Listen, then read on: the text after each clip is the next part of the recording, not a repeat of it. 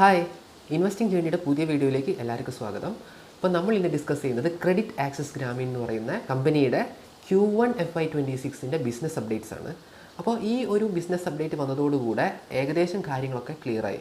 കഴിഞ്ഞ ക്വാർട്ടറിൽ അവർ പറഞ്ഞിട്ടുള്ളത് എന്തായിരുന്നു? എല്ലാ കാര്യങ്ങളും നന്നായി വന്നുകൊണ്ടിരിക്കുകയാണ്, മൈക്രോ ഫൈനാൻസിലുണ്ടായിരുന്ന പ്രശ്നങ്ങളൊക്കെ മാറി ഇനി നല്ല കാലം വന്നുകൊണ്ടിരിക്കുകയാണെന്ന് പറഞ്ഞിട്ടുണ്ടായിരുന്നത്. അതേപോലെ തന്നെയാണ് ബാക്കിയുള്ള ഈ ഒരു മേഖലയിലുള്ള എല്ലാ കമ്പനികളും പറഞ്ഞിട്ടുണ്ടായിരുന്നത് കഴിഞ്ഞ ക്വാർട്ടറിൽ. അതായത് FY25 Q4 പറഞ്ഞിട്ടുണ്ടായിരുന്നത് എല്ലാ പ്രശ്നങ്ങളും മാറി ഇനി നല്ല സമയം വരാൻ പോകുക എന്നുള്ളതായിരുന്നു ഒരുവിധം എല്ലാ കമ്പനികളും കേട്ടോ ഈ ഒരു സെക്ടറിൽ വരുന്നത്. അപ്പോൾ നമ്മുടെ ക്രെഡിറ്റ് ആക്സസ് ഗ്രാമീൻ്റെ പ്രത്യേകത എന്താ? അവർ പ്യുവറായിട്ടുള്ള മൈക്രോ ഫിനാൻസ് പ്ലേ ആണ്. അപ്പോൾ മൈക്രോ ഫിനാൻസ് സൈക്കിൾ പ്ലേ ചെയ്തെടുക്കണം എന്നുണ്ടെങ്കിൽ നമുക്ക് ഈ ഒരു കമ്പനി ചൂസ് ചെയ്യാൻ പറ്റും. അപ്പോൾ ഈ ഒരു അപ്ഡേറ്റോട് കൂടെ ഒന്നും കൂടെ കാര്യങ്ങളൊക്കെ വ്യക്തതയാവുകയാണ് കേട്ടോ. കാരണം ഇതിൽ അവർ പറഞ്ഞേക്കുന്നത് അവർക്ക് കിട്ടാനുള്ള കടങ്ങളൊക്കെ തിരിച്ച് കിട്ടിക്കൊണ്ടിരിക്കുകയാണ്. കഴിഞ്ഞ ക്വാർട്ടറിനേക്കാളും ഒന്നും കൂടെ നല്ല രീതിയിലാണ് ഈ പ്രാവശ്യം കിട്ടാക്കടങ്ങളൊക്കെ കിട്ടിക്കൊണ്ടിരിക്കുന്നത്. കിട്ടാക്കടം എന്ന് പറയുമ്പോൾ മെയിനായിട്ട് അവർ പറഞ്ഞേക്കുന്നത് ഒരു ദിവസം മുടങ്ങിയ EMI, അതുപോലെ തന്നെ 30 ദിവസം, 60 ദിവസം, 90 ദിവസം, ഇപ്പം ഇത്രയും ദിവസങ്ങളൊക്കെ മുടങ്ങിയേക്കുന്ന EMIകൾ തിരിച്ച് കിട്ടി തുടങ്ങിയിട്ടുണ്ട്. ഇപ്പോൾ പണ്ടത്തേക്കാളും ഇമ്പ്രൂവ് ചെയ്തുകൊണ്ടിരിക്കുകയാണ് കമ്പനി എന്നാണ് നമുക്കിതിൽ നിന്ന് മനസ്സിലാവുന്നത്. പിന്നെ ഇതിൽ മനസ്സിലാക്കേണ്ട കാര്യം 90 ദിവസം വരെ മുടങ്ങിയതിൽ കാര്യമായിട്ട് മാറ്റമൊന്നും സംഭവിച്ചിട്ടില്ല.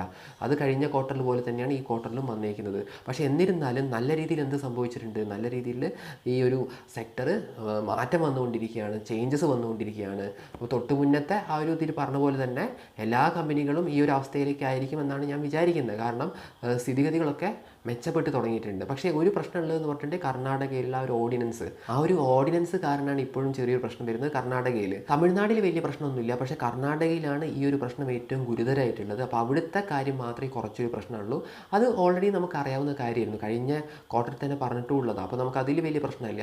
പക്ഷേ ബാക്കിയുള്ള എല്ലാ സ്റ്റേറ്റ്സും നല്ല രീതിയിൽ തന്നെ മാറ്റം വന്നുകൊണ്ടിരിക്കുന്നുണ്ട്. പക്ഷേ ഈ ക്രെഡിറ്റ് ആക്സസ് ഗ്രാമീൻ്റെ ഒരു കുഴപ്പം കർണാടകയിൽ അവർക്ക് എക്സ്പോസർ കുറച്ച് കൂടുതലുണ്ട്. അപ്പോൾ ബാക്കിയുള്ള മൈക്രോ ഫിനാൻസ് കമ്പനീനെ വെച്ച് നോക്കുമ്പോൾ ക്രെഡിറ്റ് ആക്സസ് ഗ്രാമീണിന് കർണാടകയിൽ കൂടുതലായിട്ട് എക്സ്പോസർ ഉണ്ട്. അതൊരു പ്രശ്നമാണ്. എന്തായാലും മുന്നോട്ട് പോകും തോറും മാറ്റങ്ങൾ വരും, അതിനെ നമുക്ക് പ്രതീക്ഷിക്കാം. എല്ലാ പ്രശ്നവും മാറിയിട്ട് നമുക്ക് ഇൻവെസ്റ്റ് ചെയ്യാൻ നോക്കി കഴിഞ്ഞിട്ടുണ്ടെങ്കിൽ ചിലപ്പോൾ പറ്റിയെന്ന് വരില്ല. അപ്പോഴത്തേക്ക് ഷെയർ പ്രൈസൊക്കെ എവിടെയെങ്കിലുമൊക്കെ എത്തിപ്പോയിട്ടുണ്ടാവും.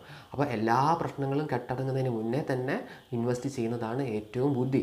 അതുപോലെ തന്നെ അവർ എംപ്ലോയീസിൻ്റെ എണ്ണവും കൂട്ടിയിട്ടുണ്ട് കേട്ടോ. ഈ ഒരു ക്വാർട്ടറിൽ എംപ്ലോയീസിൻ്റെ എണ്ണവും കൂട്ടിയിട്ടുണ്ട്. പിന്നെ കുറേയധികം ലോണുകൾ കൊടുക്കാൻ തുടങ്ങിയിട്ടുണ്ട്. ലോൺ ഡിസ്പേഴ്സ്മെൻറ്റിൻ്റെ എണ്ണം ഭയങ്കരമായിട്ട് വർദ്ധിച്ചിട്ടുണ്ട്. ഈ Q1 കുറേ കാലത്തിന് ശേഷം അവരെന്ത് ചെയ്തേക്കുന്നത്? നല്ല രീതിയിൽ ലോണുകളൊക്കെ കൊടുത്തിരിക്കുന്നത്. അപ്പോൾ നല്ല രീതിയിലൊരു ഗ്രോത്ത് മുന്നോട്ടേക്ക് വരുമെന്നുള്ള ഒരു ഉറപ്പല്ലേ നമുക്ക് ഇതിൽ നിന്ന് കിട്ടുന്നത്. അപ്പോൾ അതാണ് ഞാൻ പറഞ്ഞത്, നല്ലൊരു റിസൾട്ടാണ്. ഇനി റിസൾട്ട് ശരി വരാൻ പോകുന്നതേ ഉള്ളൂ, കംപ്ലീറ്റ് ആയിട്ടുള്ള റിസൾട്ട് വരാൻ പോകുന്നതേ ഉള്ളൂ. പക്ഷേ അതിന് മുന്നിലുള്ള ഒരു ബിസിനസ് അപ്ഡേറ്റാണ് വന്നിരിക്കുന്നത്. അപ്പോൾ ഇന്നത്തെ വീഡിയോ നിങ്ങൾക്ക് എല്ലാവർക്കും ഇഷ്ടപ്പെട്ടിട്ടുണ്ടാവും ഞാൻ വിശ്വസിക്കുന്നു. എന്തെങ്കിലും ഡൗട്ട് ഉണ്ടെങ്കിൽ കമൻറ്റ് ചെയ്തോളൂ കേട്ടോ. അപ്പോൾ അടുത്ത വീഡിയോ ആയിട്ട് നമുക്ക് വീണ്ടും കാണാം. Bye bye.